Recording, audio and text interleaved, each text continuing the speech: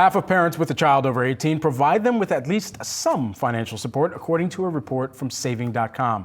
So how can parents of younger kids set them up to be independent and build wealth from an early age? Joining me now on this, we've got the CEO and founder of Hello7, a company that teaches people just how to build a seven-figure business and create generational wealth. Here in studio, she's also the author, we should mention, of Future Millionaire, a young person's step-by-step guide to making wealth inevitable. Rachel Rodgers, great to have you here in studio. Thank you for having me. Absolutely. So let's dive into this, because as we're thinking about creating that generational wealth, where do parents need to start in teaching some of the early foundations? Yes. Well, one, you have to, first of all, teach them that wealth is accessible. I think we use that "we can't afford it" language a little too often. So instead, really showing them that wealth is something that they can reach for, and teach them to dream for it, right? And then talk about money in front of them. You know, there was a generation where it was don't talk about money in front of your kids. Now we need to talk about money in front of them so they know how to make good financial decisions. Also, part of those decisions are what to spend on, how much to spend on it, and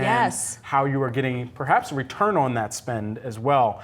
And that puts a lot of families in this conversation, especially when they're thinking about higher education and college. Yes. What are the steps that they should be thinking about even as they make one of those larger family financial decisions? Yes, so I think college is no longer compulsory. I think we have to think about it as an intentional plan, like what is this stepping stone and how we're gonna do it. So I think there are two key things that families have to plan for their kids to walk away from college from. One is a professional network, and the other one is marketable skills. So, you know, 18th century English lit, listen, I love English lit, but maybe that's not the one, okay? So choosing something where you're leaving with writing skills or accounting skills or something you can sell even as a freelancer, right? So that way you know even if you graduate during a recession, you're good because you can sell those skills. And so with that in mind, the keys to building a $1 million career, once you've got the education, you've got the marketable skills as well, how do you take the steps towards building out that $1 million, hopefully more, career? Yes.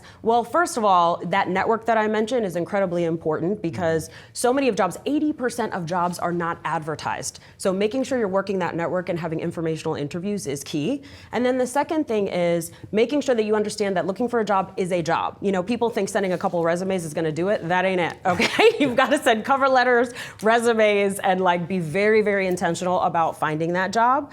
And then once you get an opportunity, make sure you negotiate. 87% of young professionals that ask for more in their initial salary conversations get it.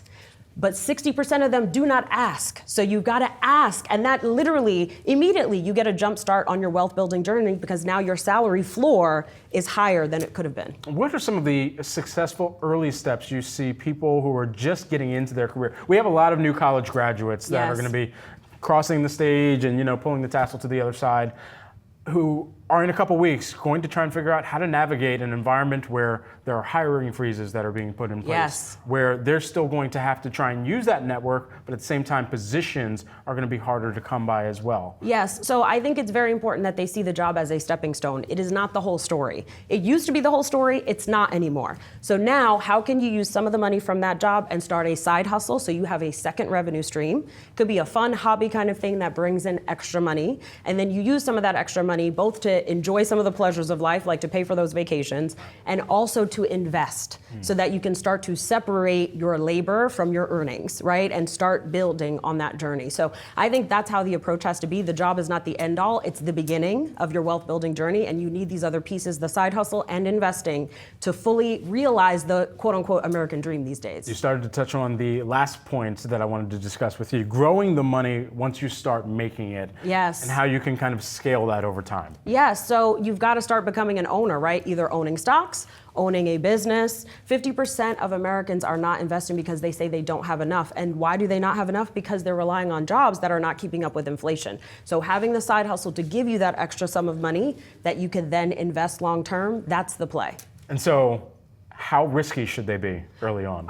Index funds all the way. Keep it very boring. Like invest and forget about it. You know what I mean? And don't touch it. So no matter what's going up and down, listen, leave it right where it is and let it watch it grow, and then put as much as you can in there consistently.